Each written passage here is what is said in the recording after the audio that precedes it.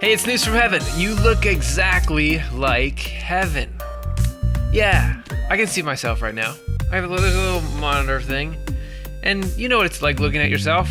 I look a little bit from being weird, and we just kind of struggle with, okay, this part's falling apart, I look weird, this person looks weird. No, we don't. The message is that we are an image of heaven. I mean, you are, we get so used to it, there's so many people around, but it is absolutely an amazing thing to take a peek at yourself because you look exactly like heaven. Okay, you want me to prove it to you? I will, but I'm going to say something. Life is better than it seems. Life is better than it seems. And life will be better always than it is now.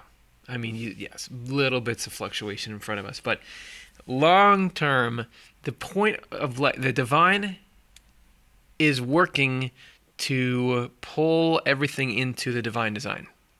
Divine design is better than not the divine design. And we're not quite in the divine design. The human race is not right now, so this is why we have all this chaos and all these problems. But there's a constant effort of God to bring us each individually into the divine design. And there's an image of the divine design on you right now. You look like heaven. Okay. And so whenever you're getting these messages from your helpful little mental chatter saying, you're weird, life is bad, the other person is stupid and ugly, and whatever, just know that the clouds don't know what they're talking about. Okay? That we are in the form are in the form of how heaven works, and that it's not something that's often mystical and far away. It's right here. To try to back this blustery intro up, we've got heaven and hell starting at number 63. So let's take a great vacation from those clouds of life into this pure, high-end philosophical symphony here. I love this part. Since heaven is of this nature, okay, go read this stuff if you want to know what the nature is. It is also governed by the Lord as though it were a single individual, and therefore a single unit. So heaven being all the angels, right? Look at those little angels there. Everybody who unlocks the key finds out that, that problem is selfishness and materialism. The will to be dominant and better than others and mindless gratification. That's actually in the way, and that is making me miserable, and what should be equally as important and eventually more important is making everybody else miserable that I interact with. And God is knocking on our door trying to show us the ways in which we're trapped slowly, bit by bit, because you can't do it all at once. It's just not the way biological things are, and spiritual things are structured like biological things, but just to the nth degree. So whenever God wins and gets it so that one of us snaps into this, the thing that we already all honor and venerate, this idea that you can be a really great person and love what's noble and honest and true. When you get there, you're one piece of heaven.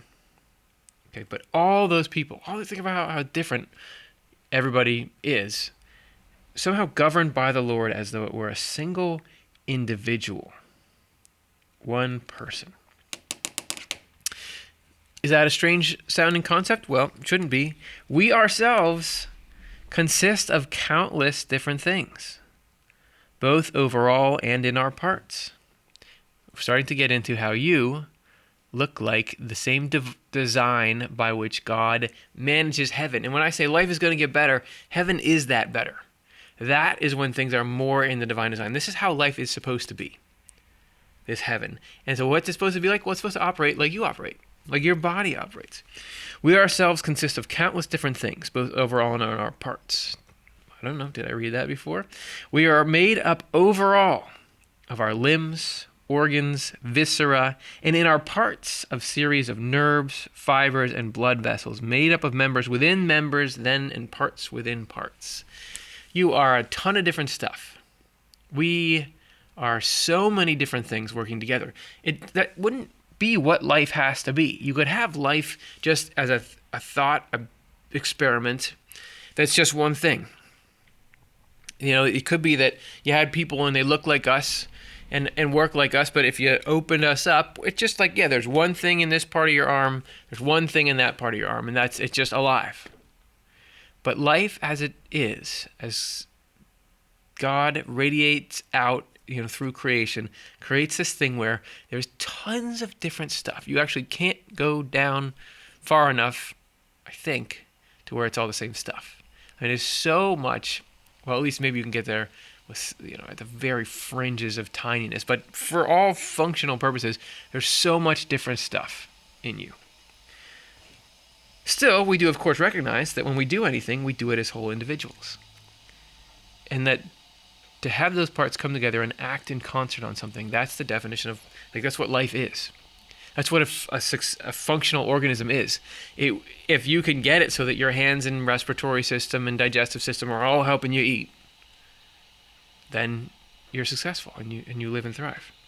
This is what heaven is like too, under the Lord's guardianship and guidance. So when you observe yourself, and I guess I'm talking about how we look, which Swedenborg does go on, and I don't know if we're about to touch on that, but he does go on and on about how, the eyes that we have, the fact that we have a face, everything like that corresponds to all these different functions in heaven. So it's very much that. But also what we're getting at here is the way we act. So you can learn, what's it like to participate in the divine design? What's it like to be part of life as life should be? Well, think about, just think about what's it like to be a part of your body. It's like to be a part of a body. The reason so many varied elements act as one in an individual is that there's nothing whatever that does not contribute something to the common good and do something useful. Aha! So it's not just variety. Okay. It's not just all these things. It's not just that there's so many. That's not the only characteristic of life. It's not even that maybe that they're working together. I guess that's an umbrella under which this could fall. Everything in there is doing something useful. What's it like to be a part of the body? When I was even mentioning that to you a minute ago, I was thinking, well, you're if you're like a bicep, you're inside of skin and you picturing that, but really, what is it at the core to be in the body? Well, bicep is doing something when I do this needless hand gesticulation here. But no, it's needful. It's needed because that undermines my example. But you get what I'm saying. Everything is doing something that contributes. That's what it is. That's what body citizenship is you do something that is contributing to this very complex yet singular goal. Do I need to go on this tangent? I will. No, it's not a tangent. To an individual cell, the idea of doing a YouTube show, just to pull an example out of thin air, is a very complex goal. You think about just the systems that I'm using here to do this show.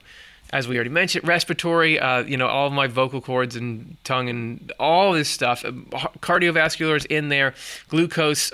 There's so much stuff going into doing this show on my end. Even you guys watching this show, there's so much going on just for you to try to endure watching this show. But to an individual cell, maybe one cell is like, I've got to make glucose. I don't know how that. I've got to make ATP. I don't know. I've got to make energy. And you just know I'm just doing this little part to make energy. But the goal, even though it's all these systems together, it's a single goal. The goal is we're going to produce and we do it through many different means. We're going to produce all these different words, all these different actions, all these different movements of this. But it does focus down to a single goal, which is we're going to create this show to create an impact in whoever's watching, right?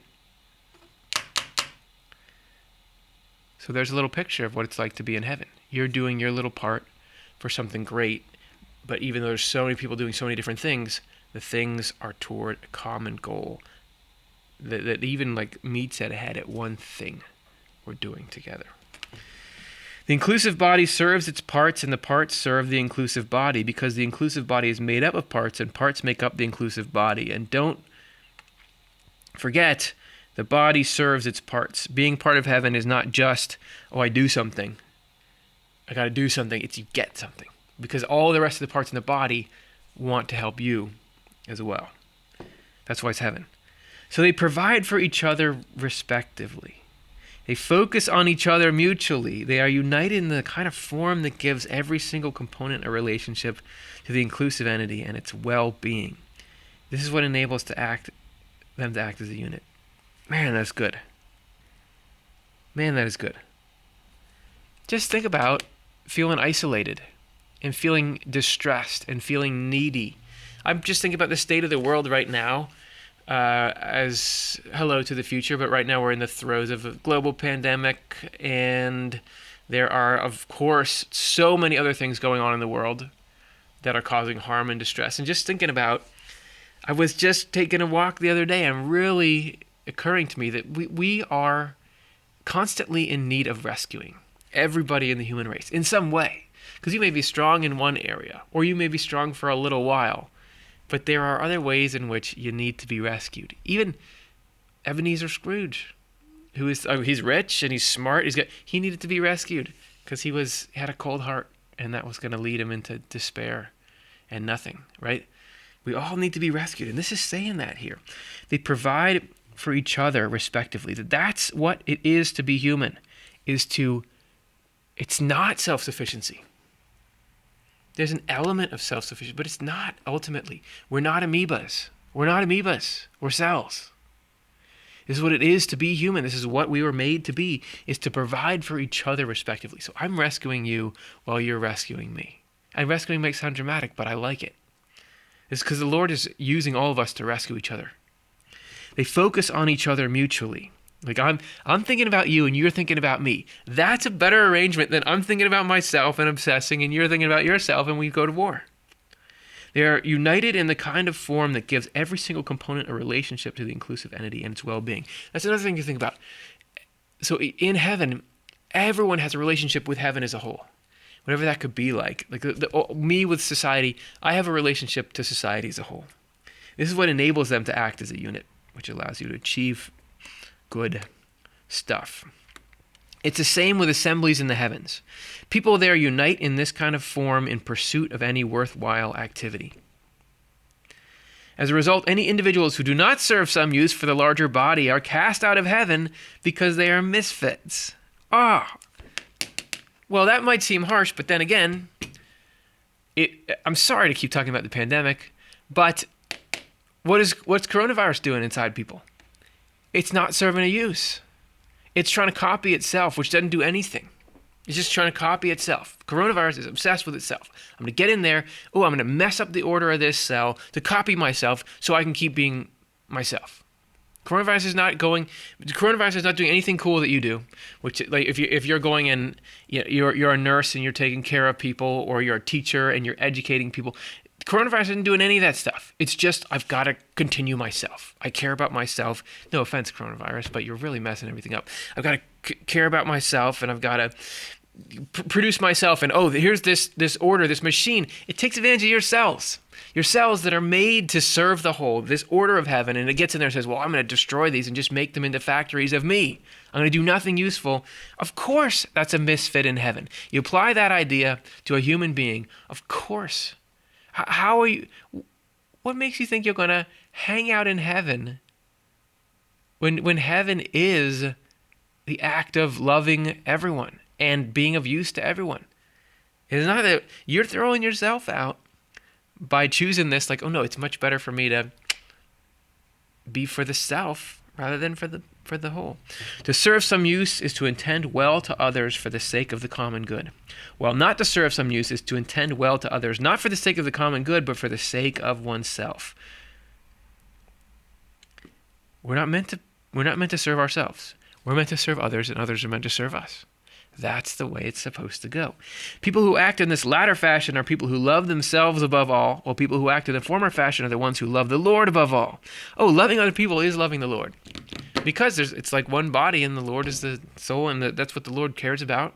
That's what it is to love the Lord. It's not, well, I don't care about people, I'm thinking about the Lord. Loving the common good is loving the Lord. This is why people in heaven act in unison, not from themselves, but from the Lord. They, in fact, focus on him as the unique source of all, and on his kingdom as the commonwealth that is to be cared for. This is the meaning of the Lord's word, seek first the kingdom of God and his righteousness, and everything will be given to you in addition. To seek his righteousness is to seek his good. Everything will be given to you.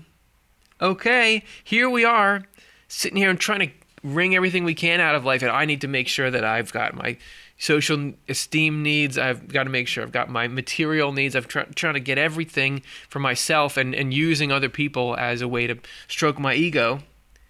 If you go seek God and his righteousness, which is to love the common good and to care for others and think about being useful and love that, everything will be added to you, or everything will be given to you in addition, because when everybody does that, you get everything. Think about the ways, this is going to take, I'm going too long in this show. Think about the ways that other people are caring for you right now. I was sitting here talking about, I'm doing this show.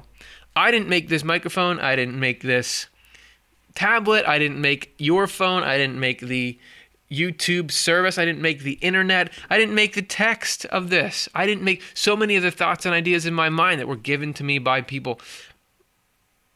We are, and think about how much that can be amped up. Think about how good ideas people have. Think about the amazing things people have come up with that can make your life better in ways you never would have imagined. You will gain all. There are people in this world who love the good of their country more than their own and the good of their neighbor as their own. They are the ones who love and seek the kingdom of the Lord in the other life.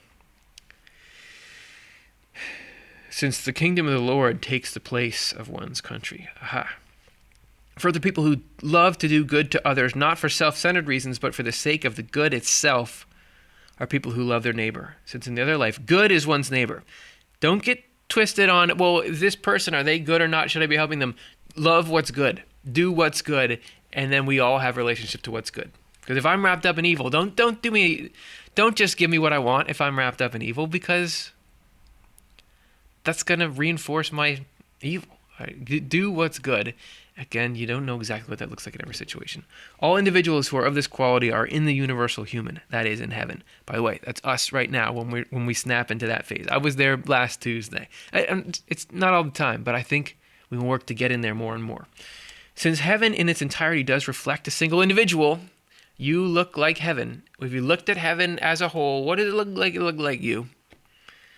And is in fact the divine spiritual person in its greatest form and image. Heaven is therefore differentiated into members and parts like a person. And these are given similar names. Angels know what member one community or another is in, and say that this community is in the member or province of the head, that one is in the member or the province of the chest, that one is in the member or the province of the genitals, and so on. In general, the highest or third heaven forms the head down to the neck, the middle or the second forms of the torso as far as the genitals, second time, and knees, in the lowest or first forms to the feet and very soles, and also the arms all the way to the fingers, since the arms and hands are among our lowest things, even though they're at our sides. We can see from this, again, why there are three heavens.